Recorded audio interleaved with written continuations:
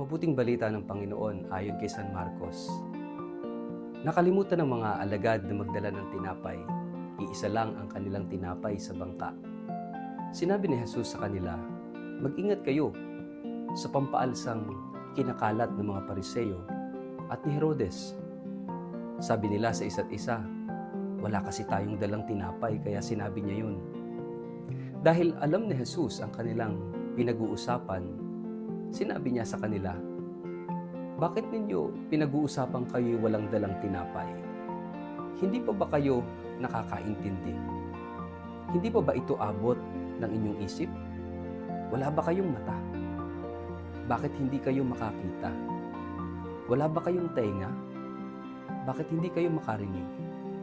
Hindi ba ninyo naalala ng paghati-hatiin ko ang 5 tinapay para sa 5,000 tao? Ilang kaing ang napuno ninyo ng lumabis na pagkain?" 12 po, tugon nila. "At nang paghati-hatiin ko ang 7 tinapay para sa 4,000 tao, ilang kaing ang napuno ninyo?" Tanong niya. "7 po," muli nilang sagot. "At hindi pa rin ba ninyo nauunawaan ito?" Tanong niya. Ang mabuting balita ng Panginoon. Word of the day, hear what God has to say.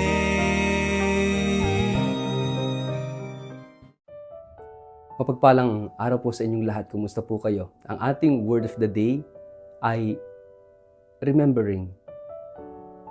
May mga pagkakataon sa buhay na hindi kakulangan ang problema, kundi pagkalimot. Hindi dahil kulang ang biyaya, kundi dahil maikli ang ating alaala.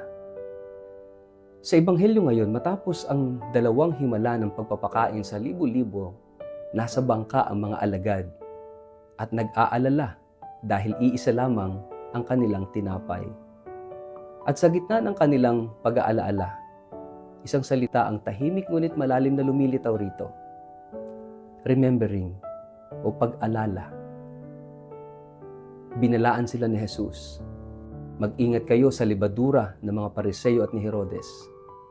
Ngunit sa halip na maunawaan ang espiritual na babala, nag-usap-usap ang mga alagad tungkol sa kakulangan ng tinapay. Ang kanilang isipan ay natili sa pisikal na pangangailangan. At doon bumigat ang tanong ni Jesus, "Bakit ninyo pinag-uusapan na wala kayong tinapay? Hindi pa ba ninyo naunawaan? Hindi pa ba bukas ang inyong puso? May mga mata ba kayo ngunit hindi nakakakita? May mga tenga ngunit hindi naman nakaririnig? Hindi ba ninyo naaalala?" Hindi ba ninyo naaalala? Iyan ang sentrong tanong. Ang problema ng mga alagad ay hindi kakulangan ng himala. Ito'y kakulangan ng pag-alaala. Nakita nila ang 5 tinapay na pinakain ng 5,000. Nakita nila ang 7 tinapay na bumusog sa 4,000. Nakita nila ang mga natirang bakol ng sobra. Ngunit sa harap ng bagong sitwasyon, tila nabura ang alaala ng nakaraang biyaya. Mga kapatid, dito sa Nampikwan, kapistahan po ng banal na mukha ni Jesus ngayong araw na ito. Ang salitang pag-alala o remembering ay may mas malalim na kahulugan. Ang mukha ay tanda ng presensya, ng pagkilala, ng relasyon. Kapag naalala natin ang mukha ng isang mahal sa buhay, naalala natin ang kanyang pag-ibig. Kapag tinititigan natin ang banal na mukha ni Jesus, ang mukhang nagdusa, nagmahal at nag-alay ng sarili, inaanyayahan tayong alalahanin kung sino siya sa ating buhay. Hindi lamang ang mga himala, kundi ang kanyang puso. Mga kapatid, ang lebadura na binanggit ni Jesus ay simbolo ng impluwensya. Maliit ngunit may kakayahang baguhin ang buong masa. Ang lebadura ng mga Pariseo ay ang pagkukunwari. Ang lebadura ni Herodes ay ang kapangyarihang walang pananampalataya.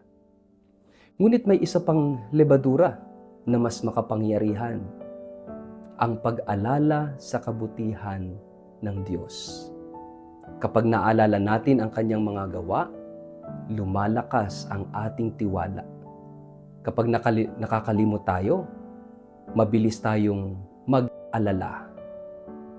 Mga kapatid, sa isang mas malalim na pagbasa at pagtingin sa ating ebanghelyo ngayong araw na ito, ito'y sumasalamin sa ating karanasan. Ilang beses na ba tayong nakaranas ng tulong ng Diyos? Sa gitna ng sakit, ng krisis, ng kakulangan, ilang beses na ba tayong iniligtas sa tila imposibleng sitwasyon? Ngunit sa susunod na pagsubok, muli tayo nag-aalala na parang wala siyang nagawa noon. Ang pag-alala ay disiplina ng puso. Ito'y pagpiling huwag kalimutan ang mga bakol ng biyayang naiwan sa ating buhay. Ang banal na mukha ni Jesus ay paanyaya sa ganitong uri ng pag-alala. Hindi lamang pag-alala ng nakaraan, kundi pag-alaala ng presensya. Ang mukha ni Jesus ay mukha ng awa, mukha ng pagdurusa, na nakikiisa sa ating sakit.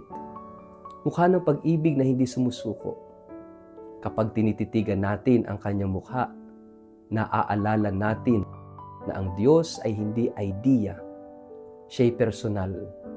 At ang personal na Diyos ay hindi pababayaan ang kanyang bayan.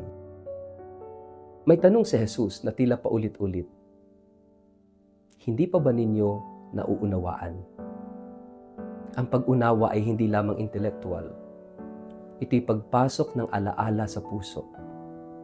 Kapag ang pag-alaala ay nagiging pasasalamat, ang pag-alaala ay humuhupa. Kapag ang pag-alaala ay nagiging tiwala, ang takot nababawasan. Mga kapatid, sa ating pang-araw-araw na buhay, maaring ang pinakamahalagang espiritual na gawain ay hindi lamang magdasal, kundi umalala. Magbalik tanaw sa mga sandaling tayo'y inakay, pinatawad, pinagaling, at binigyan ng lakas. Ang pag-alaala ay hindi nostalgia. Ito'y pundasyon ng pag-asa. Sapagkat kung kumilos ang Diyos noon, kikilos siyang muli ngayon. Sa huli, mga kapatid, ang ebanghelyo at ang kapistahan ng banal na mukha ni Jesus sa araw na ito ay paanyaya na huwag maging taong nakakakita ngunit hindi nakakaunawa. Tayo'y tinatawag na tumingin sa mukha ni Jesus at alalahanin ang kanyang katapatan.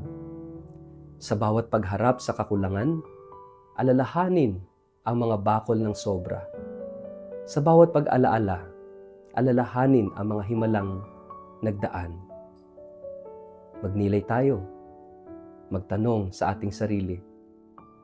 Sa gitna ng ating mga pag-aalala ngayon, ano ang mga biyaya at himalang kailangan nating alalahanin upang muling magtiwala sa Diyos? Sa ngalan ng Ama at ng Anak at ng Espiritu Santo. Amen.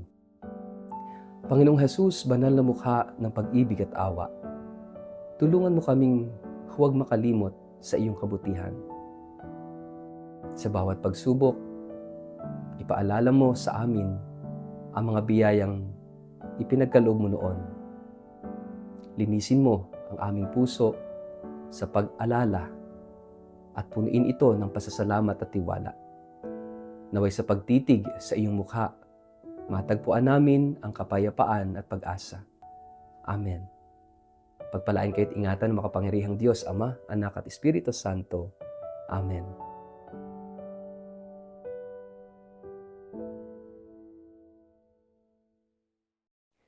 Isang paanyaya, isang paglalakbay ng pananampalataya, isang karanasang babago ng puso. Ngayong October 4 hanggang October 16, 2026, inaanyayahan namin kayo sa isang Holy Land Pilgrimage. Isang banal na paglalakbay sa Egypt, Israel, Palestine at Jordan. Samahan ninyo kami sa paglakad sa mismong lupang tinahak ni Jesus. Mula sa mga lugar ng kanyang kapanganakan, pangangaral, paghihirap, kamatayan, at muling pagkabuhay. Ito ay hindi lamang paglalakbay, kundi isang malalim na karanasan ng panalangin, pagninilay at espiritual na pagbabagong loob. Ang pilgrimage na ito ay pangungunahan po ng inyong lingkod. Magiging kasama ninyo sa bawat hakbang ng panalangin, misa, at pagninilay sa mga banal na lugar ng ating pananampalataya.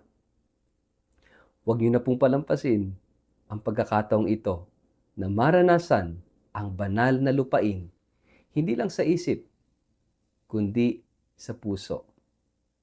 Kung kayo po ay tinatawag, kung nais ninyong palalimin ang inyong pananampalataya, baka ito na ang inyong panahon, ang inyong pagkakataon. Makipag-ugnayan po sa amin.